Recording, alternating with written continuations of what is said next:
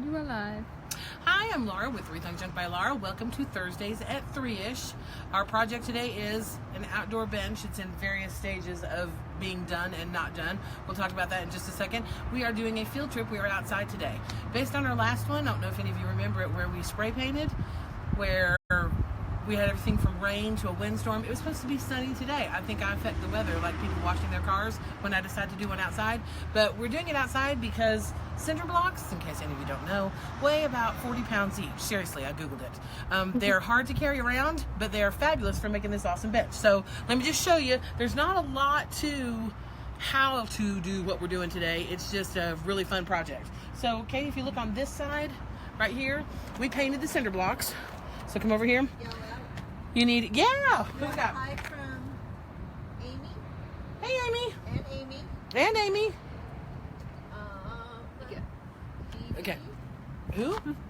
Oh, Dee Dee. Hey, Dee Dee. Deanne, Bailey, and Robin are baby.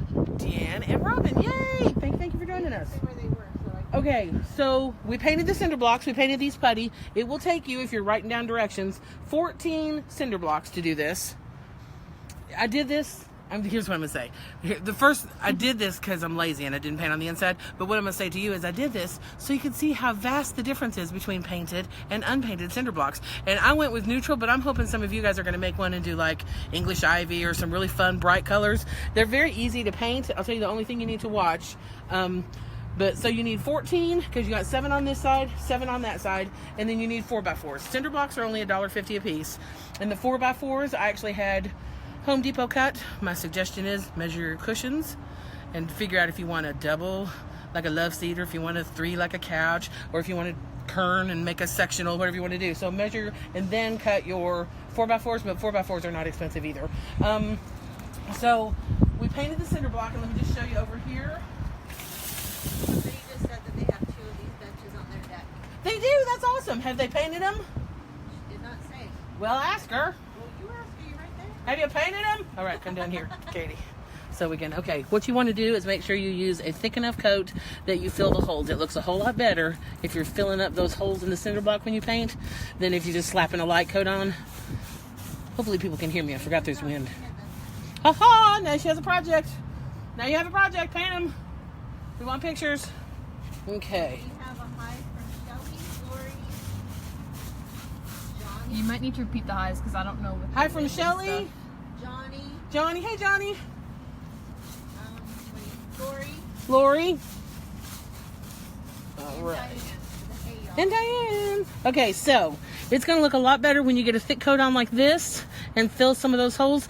See here, you can see where we did it right here, and it's not as right here. So, I have a question. okay, just 1 second, let me get this on and then I'll answer the question. So see if you're doing, see how much better it looks if you bonk in there, squish in there, and fill up the holes. Looks a whole lot better. Okay, question is? Do you use the prep spray for this? On concrete blocks? No, we did not use the prep on concrete. We just painted it. It soaks right in, it ain't going anywhere. So you just got to paint it when it's the concrete blocks. Then let me show you how we did the 4x4s, because look at the difference, the before and after on those. I walked away, didn't I? Yes, you did. Sorry. I can't really turn because it's a big No, you don't mirror. have to. Okay. Look at my cute cart. Is that not cute? Look. I know Amy. Somebody said they wanted your card. Isn't that so cute? Amy wants it. Amy. Ooh, she's close enough she could seal it. I have to be careful. All right. So we're going to do... Why did I think turning it over would help? No talking, Katie. All right, we'll put it up here. Okay, there we go. All right. So all we're going to do for this is dark walnut stain top. Dun, dun, dun, dun. And one of the brushes I say don't ever use because we're going for rustic. It's pretty awesome. Which side are you painting from? I'm going to paint here, so if you want to be there. Okay. All right. And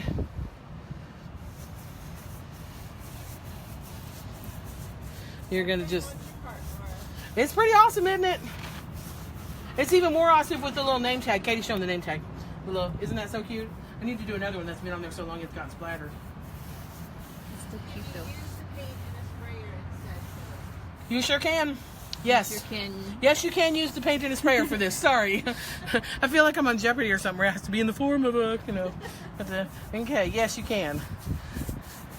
So I'm just brushing the stain top on. One coat's all I did. And because I want it to dry faster so you don't have to sit around and watch the video for forever, I'm going to also rub it down with a paper towel. Normally I would just let it soak in though. So, Is there a difference between rubbing it down and letting it soak in? Well, I think it stays a little darker if you just let it soak in than if you rub it down with a paper towel. But I'm going to rub it down because we're going with dry fast. See? Yes, that would be the key. See how much I took off, which you don't want to do. So, went on a little bit lighter here. So let this dry, which I'm not going to do because y'all don't want to sit here while it dries. And who? There was, when I was at, where did I find the card? Yeah, where did I find the card? When we had a larger space at Woodstock Market and I was there and shopping all the time, there was an awesome booth like across the store from me that I checked almost every day, and he had way cool stuff like this. It was just a random find. Okay, I've got cotton paint and another one of those brushes I say don't use. Katie, hand me a paper towel. Can you do that? Yeah. So I don't have to walk in front of you again. Hi from Michigan. Hey, Michigan. Hey, Leah. All right. We're going to dry brush the cotton on. And you can do these if you wanted to do them gray, if you want to do them black. Any color of the stain top is going to be great. And any color you want dry brush over them. So I have a little tiny bit of paint on my brush, and that's too much. So I'm putting it off on the paper towel. So you're using how many cinder blocks? 14, 7 per side. In a minute, I'm going to show you how we put it together so you can see how we used them. So, that's okay. Okay, are you okay with me showing everybody your work outfit? Yes. Okay, this is Matthew, who is insanely handsome. Look at his work outfit. Is that not hilarious? Is that and actually, he's had it for so long. These are, look. Yeah, they're kind of stiff. We call Yeah. it the armor. Yeah, it's hysterical. He's got so many coats of paint on there. That's hilarious, Matt. Sorry, I just saw I missed your text. Yeah, that's okay. It's way too late and you're not helpful. But thank you anyway. Love you. Love you too. And somebody wants to know why you would not use that brush. For regular, why would I? Good. I'm learning. And we have a hello from me. Why do we not use this brush normally? Because it will do exactly what it's doing here and give us a real rustic look. You're going to have brush strokes, and because these hairs fall out and drive you nuts, and because after a while you'll have enough paint that the bristles will bend easily, and you'll scrape your piece with this. These just are not, I guess if you're super patient, but they're just not the best brush to use for the paint. For the stain, or if you're dry brushing, or anytime you want something rustic, best friend, but not for just the paint. Good answer, huh? Are the 4x4s pressure treated? I don't know what that means.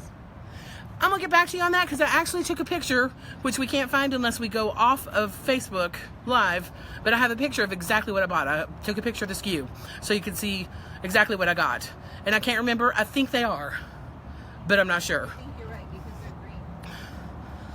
Jill says yes because they're green. Don't know, but I can get back to you with an answer for that one. And let me put a sanding pad on my sander and show you how easy this is. Okay.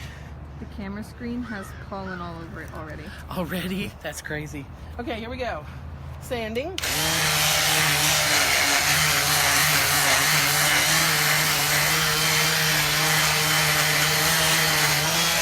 So all you're doing is blending in that white or whatever color paint you chose to use. The longer you let it sit on there, the longer you let it dry, the longer you let the stain top dry, the more, see how this blends a whole lot and the colors kind of mesh into each other. Letting it dry longer, you get more, that's standalone, you get more separation of the colors. So it's totally up to you and how you want to do it. I would let this dry longer so I had more of a rustic, like this I love. See underneath where the paint is? That's cool. That one makes me happy, and that one I just let dry longer. That's all there is to it. So, for setting this up, and Katie's like, it's so easy, but she wasn't trying to set it up yesterday. For setting it up, you take 4 blocks, and those go with these holes facing up, obviously, because you don't see the holes. So those sit on the ground, holes facing up. Then 2 go sideways, because that's what your bar goes into, your 4x4. So it goes across and into those. And then you have one for the back, and It says on some of the instructions I found to glue them all together. They weigh 40 pounds. They're not going anywhere. So I didn't glue them all together. But I would suggest gluing this one, because if you have a friend over that leans back aggressively, that top one. But before you glue it, figure out where you want it. The best thing is liquid nails, construction adhesive, heavy duty. It's like $5. One of those, you know.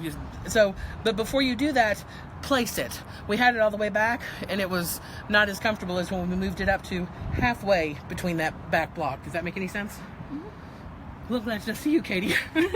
So you might want to adjust it. If you're shorter, you might want to bring it further up, depending on the height of the cushions you put on it. You might want to take it further back. It just depends how you want to situate it so that it's comfortable for you. So that really is all there is to it.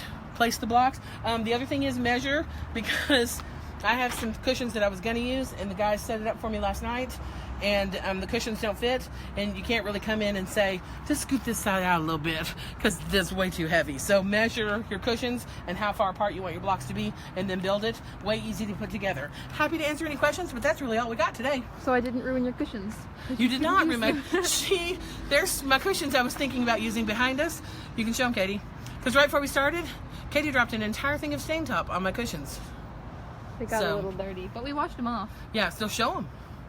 We did wash them off. Luckily, it was outdoor fabric, but some of them still. Yeah, see, Katie. I'm sorry. That's okay. So if there's no questions, then I'm gonna say happy rethinking, because this was an easy project this week.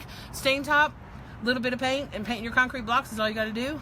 It makes an awesome bench. Show me what you did. Send pictures, because I'd love to see one in bright, cheerful colors.